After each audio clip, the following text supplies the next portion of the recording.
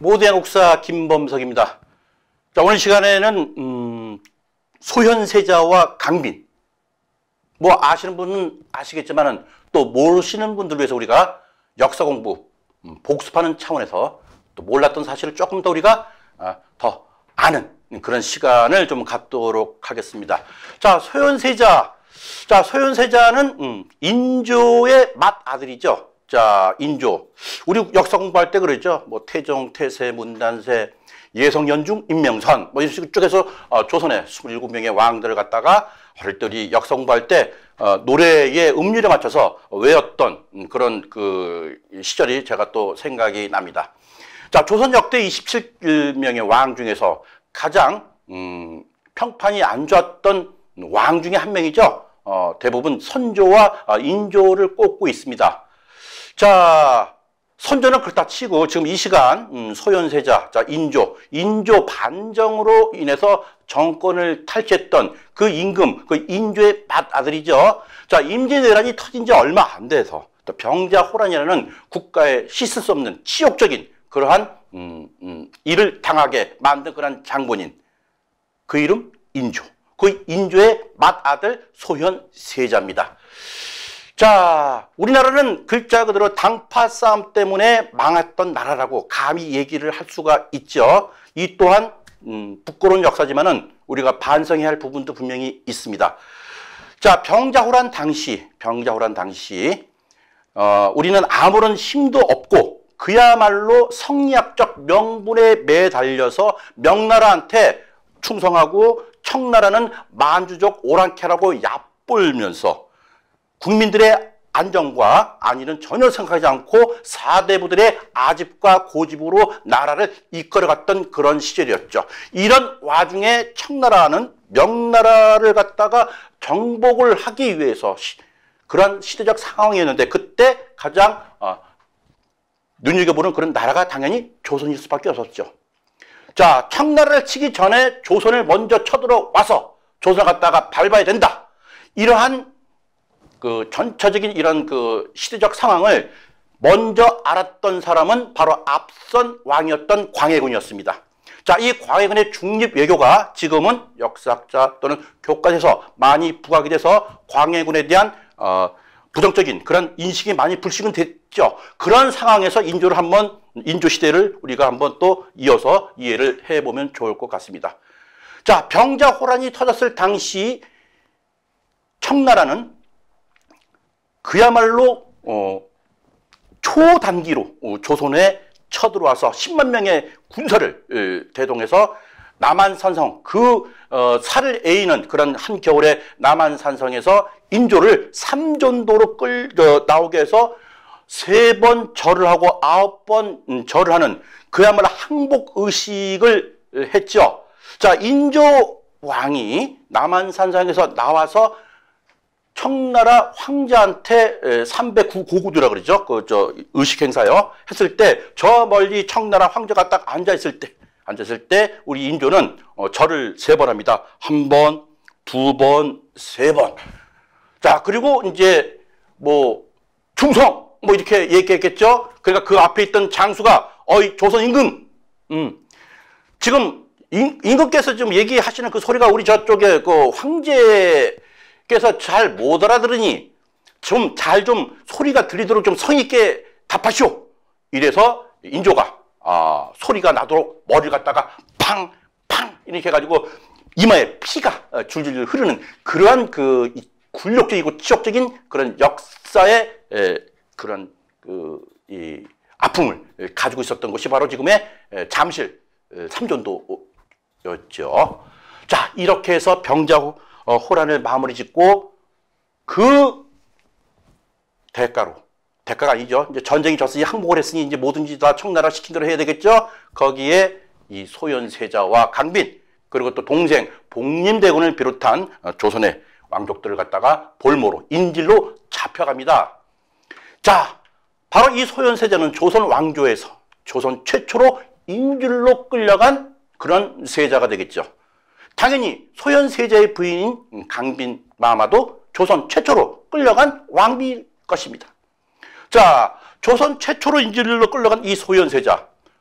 자, 이 소현세자가 청나라의 볼모로 인질로 끌려갔을 때 인조는 정말로 이 맏아들을 갖다가 보내는 그 심정이 아비 입장에서 얼마나 상심하고 또 비탄에 감사했겠습니까? 소현세자야, 비록 네가 청나라로 끌려가더라도 너는 조선의 세자다.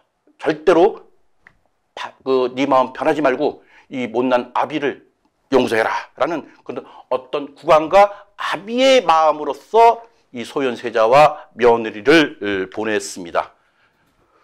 자, 이제 이 소현세자와 강빈 일행은 청나라의 볼모로 끌려가서 이제는 생활을 하게 되죠. 자, 청나라에서는 당연히 이 정복국가인 이런 이 조선에서 올 때 많은 포로를 데리고 왔죠. 자, 포로로 데려왔는데 이 포로로 끌려온 이 숫자가 그렇게 정확하진 않지만은 최명길이라는 우리 이 주화론자죠. 그분의 그 쓴 책에 보면은 이때 병자호란 때 청나라로 끌려갔던 우리 조선인의 포로가 약 50만 명이나 된다라고 이렇게 적어놓은 게 있어요. 자, 50만 명. 이때 당시에 조선의 인구가 얼마인지 이렇게 정확한 알 수는 없지만은 이 50만 명이라는 숫자는 정말 어마어마한 그런 숫자겠죠. 자, 설사 50만 명이 안 된다 하더라도 수십만 명의 우리 조선인들이 포로로 끌려간 것은 역사적인 사실입니다. 자, 이렇게 포로들과 함께 이 소현세자와 강빈 또 이 두 분을 모시는 조선 사신들 약 한 200명이 안 되는 이 숫자가 심양으로 가게 되죠. 자, 심양에서 이 소현세자는 강비가 함께 어려운 생활을 하게 됩니다. 자, 하지만 이때 이 심양에 갔었을 때 청나라의 왕족이죠. 왕족이 이 소현세자한테 하나의 뭐라 그럴까요? 어떤 교류를 하는 그런 단초를 제공하게 되죠. 자, 그것은 뭐냐면은 바로 조선과의 무역 거래였습니다. 자, 이 무역 거래를 왜 했느냐 하면은 이때 당시에 청나라는 명나라를 갖다 정복하는 그런 전쟁의 그런 와중이었기 때문에 청나라에서 필요로 하는 각종 생활 물자라든가 뭐 어떤 사치품 또는 이런 문화용품을 갖다가 원활하게 수급이 안 되다 보니까 그 대체로 수입을 할 수 있는 나라를 갖다가 조선으로 잡았겠죠. 자, 그래서 이때 이 강빈 처와 소현세자는 청나라의 왕족과 무역 거래를 함으로써 어떠한 경제적인 부를 이제 하나하나씩 일고 나갈 수가 있었던 거죠. 자, 그러면서 이 청나라의 황족, 청나라는 이 소현세자를 갖다 그래도 일국의 차기 왕이 될 수 있는 그런 사람이기 때문에 함부로 홀대하지는 당연히 않았겠죠. 이 소현세자를 데리고 어떤 명나라를 정복하는 그런 모든 그런 전장에 직접 청황제가 대동을 시켜서 봐라, 이 청나라의 위대함을 하면서 이 소현세자로 하여금 급변하는 이때 당시에 청나라의 강력한 군사력을 갖다가 이제 보이게 하면서 소현세자는 당연히 그것을 갖다 눈으로 직접 목도를 하게 됩니다. 자, 이렇게 앞으로 조금 더 가볼까요? 이렇게 해서 이 소현세자는 심양 그러면 이제 청나라의 수도였어요. 지금은 이제 중국의 10대 도시 중에 하나죠. 심양에서 이제 북경으로 이제 수도를 옮기게 되는 거죠. 자, 이렇게 하면서 이 소현세자는 청나라와 우리 조선 간의 어떤 정치적인 또는 경제적인 이런 부분을 갖다가 이제 중재하는 그런 중재자 역할을 하게 된 거죠. 어떻게 보면은 소위 그 대사관 역할을 했다고 이렇게 볼 수가 있겠습니다. 자, 이러면서 이 소현세자는 청나라가 직접 명나라를 갖다 정복하는 그런 모습도 눈으로 보고 이제 조선은 명나라한테 무조건적인 어떤 충성, 맹목적인 그런 성리학적인 그런 어버이 나라다라고 할 것이 아니라 현재 돌아가는 어떤 세상을 직시를 해서 우리 조선이 살아남을 수 있는 그런 길은 청나라와 관계를 관계 개선을 하는 수밖에 없겠다라는 것을 느꼈겠죠. 그런 와중에 이때 이 북경에 와 있던 아담 샬과의 또 운명적인 만남이 이루어지는 거죠. 자, 아담 샬 같은 경우에는 이제 서양상 예수의 소속의 선교사였죠. 자, 이분은 아주 그 뭐랄까 천문 쪽 또는 이런 거에 상당한 그 이 조예가 깊고 그래서 이 청나라부터 많은 인정을 받았던 소위 그런 천문 관측 어떤 시연력이라는 그런 그 역법을 또 이렇게 만든 그런 분이죠. 자, 그런 분 신부님이죠, 신부님. 자, 이때가 1640년 정도였으니까는 그 이후에 1720년 그 이후에 우리나라에 그 천주교가 도입이 됐으니까는 벌써 그 100여 년 전에 소현세자와 아담 샬이 천주교라는 그런 서학을 만나게 되는 거죠. 자, 이때 아담 샬은 천주교라는 어떤 그 예수 그리스도에 대한 그런 이 종교적인 측면과 그 다음에 서구에 발달된 과학 문명을 갖다가 많은 부분의 지식을 갖다가 전수를 시켜주고 소현세자로 하여금 많은 것을 읽고 적겠죠. 자, 소현세자 어떻게 생각하겠습니까? 세상에 이런 게 있었구나. 이제 우리 조선은 이런 이 테두리, 이런 폐쇄적인 테두리에서 벗어나서 이런 서구의 문물도 받아들이고 정말로 그 성리학이라는 어떤 그 성력이 우리의 인생의 다가 아니다라는 것을 깨우쳤겠죠. 그래서 결국은 이 소현세자는 국내로 들어올 때 이 아담 샬과의 운명적인 만남으로 인해서 처음에는 이랬죠. 아담 샬한테 예수 신부님을 모시고 가고 싶다. 이런 말도 했어요, 실질적으로. 하지만 그 어떤 그 신부님들이 성교사로 온 적은 없고 대신에 중국에 있는 천주교 신자들과 궁녀들을 갖다가 이제 귀국할 때 같이 대동해서 오게끔 하죠. 만약에 말입니다. 만약에 이때 소현세자가 귀국했을 때 신부님들과 같이 귀국을 했다라면은 우리나라의 천주교 역사는 또 바뀌었을 수 있다라는 또 생각이 드네요.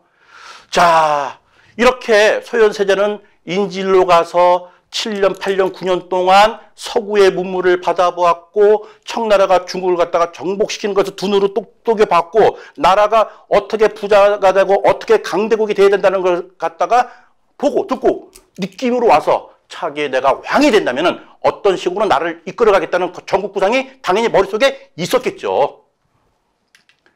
자, 그런데 여기서 문제가 생긴 거죠. 자, 청나라한테 볼모로 끌려가는 그 아들한테 아비의 비통한 심정을 전해줬던 인조. 자, 인조는 이제는 이러한 자식이 볼모로 가서 우리 큰아들이 청나라에 가서 청나라가 그 대국인 명나라를 갖다가 정복하고 또 세계 모든 서구를 문물을 받아들이는 이래서 청나라가 건재하다라는 이런 사고를 가지고 있는 게 아니라 이제는 뭡니까? 내가 낳은 자식을 나의 정치적 적으로 생각하는 그런 발상이 이루어낸 거죠.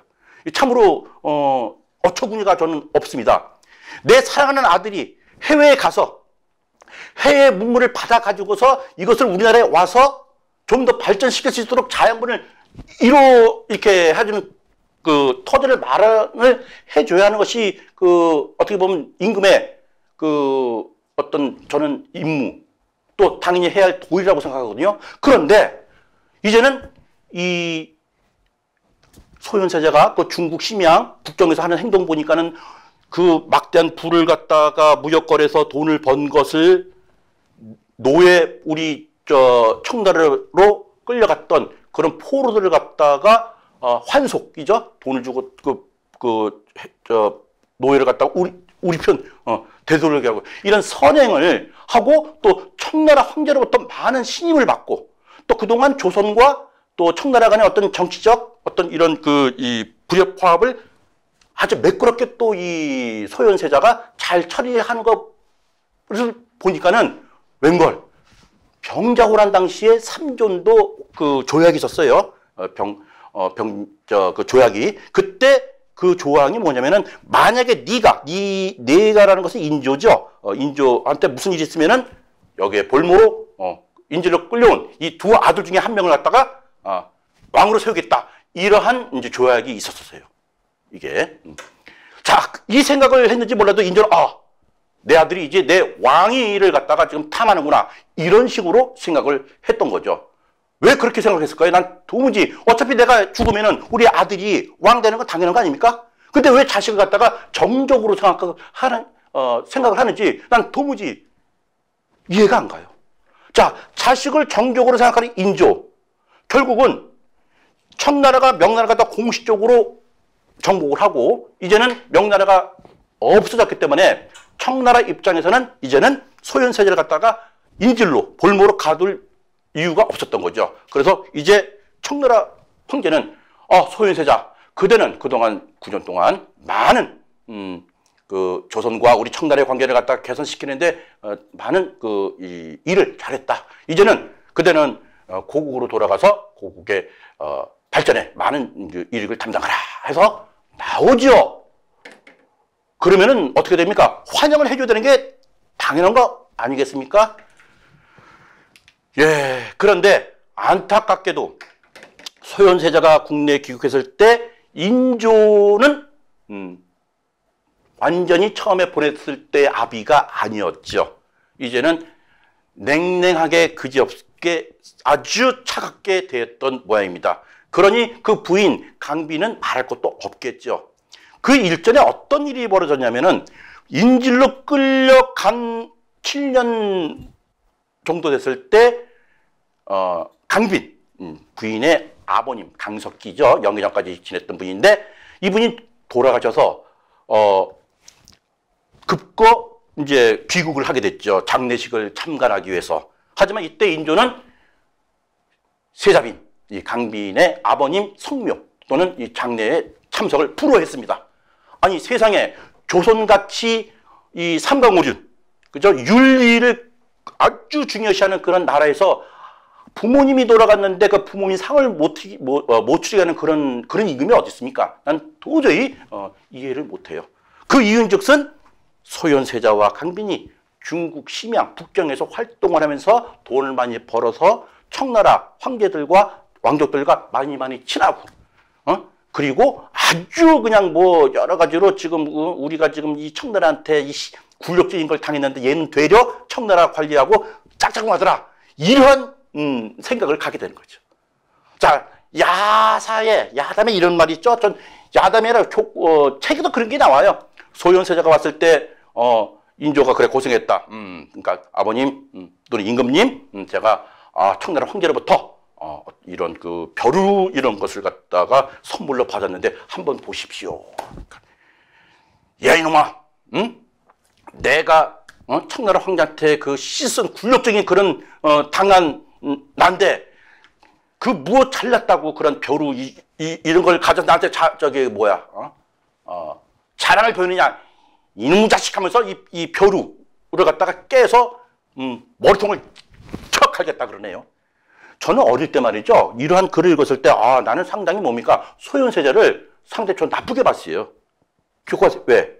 아니 우리나라를 갖다가 쳐들어온 그런 그 만주족 오랑캐에서 선물을 받은 것을 아버지한테 보였으니 그거 맞아도 싸다. 저는 사실 그렇게 생각했거든요. 근데 알고 보니까 그건 아니었죠. 서구에 많은 문물을 받아온 것을 갖다가 보였으면은 내가 그래 이런 것이 있었더냐. 그래 그동안 수년 동안 8, 9년 동안 많은 것을 네가 보고 느꼈을 텐데 이것이 너가 내 왕위를 물려받았을 때 이 나라의 발전에 많은 도움이 되는 그런 자양분이 되길 바란다 라고 격려의 말을 해주는 것이 이게 아버지 역할 아닌가요? 그럼에도 불구하고 소현세자는 아버지한테 그런 그 핀잔을 받고 그리고 각종 귀국했을 때 그 서구의 선진 문물에 관련된 각종 서적부터 해서 많은 직위들이 결국은 뭡니까? 다 사장된 거죠. 오픈이 안 된 거죠. 만약에 말입니다. 만약에 소현세자가 중국에서 청나라에서 귀국할 때 가졌던 각종 선진 문물 또는 정보 모든 서적들이 오픈돼서 이것이 국정에 반영이 되었더라면은 역사는 물론 가정은 없지만은 우리나라의 또 역사의 발전은 다른 방향으로 분명히 갔을 수가 있었습니다. 그놈의 성략이 뭔지, 그놈의 명나라가 뭔지, 결국은 소현세자의 꿈, 희망, 우리 조선의 이러한 그것은 바로 이 성리학이라는 폐쇄적인 철학 사회에서 산산이 조각이 난 거죠. 결국은 이 소현세자는 귀국한 지 2달 만에 어떤 오한과 발열일에서 쓰러졌는데 결국은 죽음에 이르렀죠. 문제는 그 죽음이 그냥 지금처럼 교통사고, 심장마비, 뇌출혈 이게 아니라 독살설이 있다는 그런 의혹을 제기했던 거죠. 독살이면 독살 이런 식으로 해야 되는데 교과서는 전혀 그렇게 표기를 안 합니다. 왜 독살이냐? 소현사자의 죽음 보면은 온몸이 검고 그리고 얼굴에 7개 구멍에서 피가 흐르더라. 이것은 주로 약에 중독된 사람들이 그런 증상이라고 하죠. 자, 이제 2달 만에 죽은 소현세자는 자기의 꿈과 모든 조선의 희망은 이 죽음으로서 끝이 납니다. 소현세자로서만 끝이 나면 얼마나 다행이겠습니까? 많은 부인, 세자비는 더할 수 없는 처절한 죽음을 또 맞이하게 됐죠. 자, 부부는 일심동체인가요? 너 남편이 죽었으니 너도 죽어라 하는 인조의 그런 방침이었을 겁니다. 자, 이때 소현세자가 죽었을 때 이 강비는 소현세자의 아이를 임신하고 있었어요. 결국 유복자를 낳게 된 셈이죠. 자, 아이를 낳고서 결국 뭡니까? 그 정신적인 그 압박, 스트레스 모든 이런 것들이 이 강비로 하여금 순산을 낳을 수가 없겠죠. 결국 아이는 죽었습니다. 그뿐만이 아닙니다. 결국은 너 강빈, 너 네 남편 소현세자하고 청나라에 가서 돈도 벌고 청나라 황족들, 왕족들, 귀족들하고 짝짝꿍해서 이 애비를 갖다가 몰아내고 니들이 내 왕위를 침탈하려고 그래 이 고얀 거 이런 식으로 몰아서 전혀를 죽여라. 난 죽여야 되겠다. 그래서 결국 사약을 먹입니다.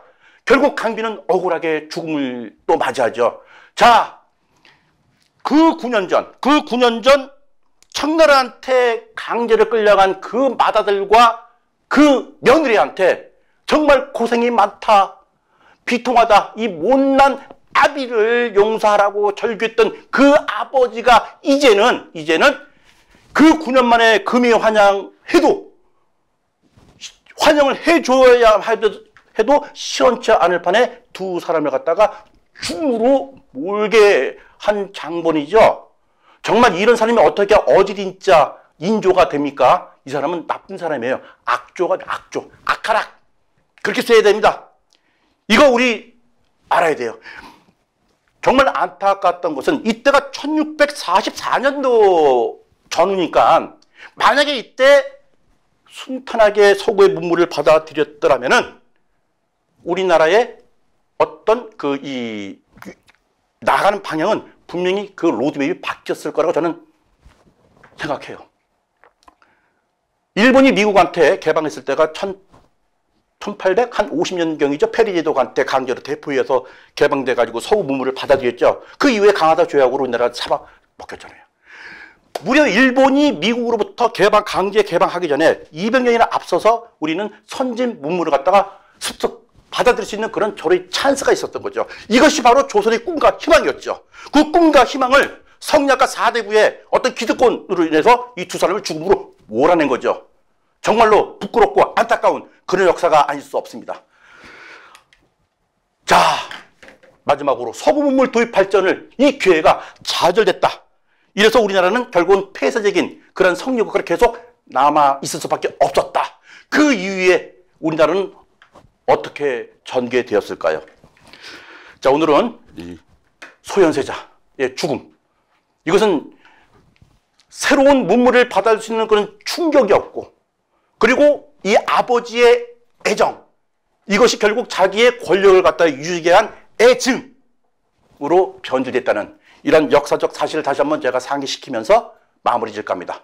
모두의 한국사 김범석이었습니다.